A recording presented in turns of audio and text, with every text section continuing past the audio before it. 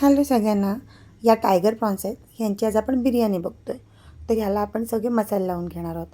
हा आहे कांदा, आलं लसणाची पेस्ट, दही, मीठ, हळद, गरम मसाला, धणा पावडर, जिरे पावडर, मिरची पावडर आणि ही कोलंबी, हे सगळं मिश्रण एकत्र करून कोलंबी मॅरिनेट करायची.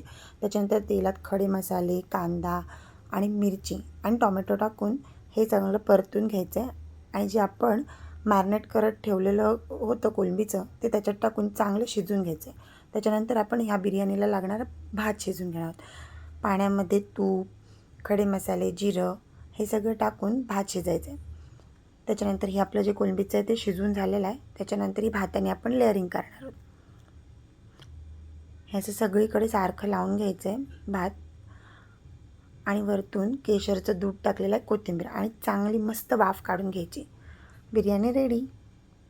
कशी वाटते बिर्याणी? बरं, या टायगर प्रॉन्सना आमच्याकडे करपाली असं म्हणतात, कारण ही खाडीतली. तुमच्याकडे काय बोलतात हे नक्की सांगा कॉमेंटमध्ये.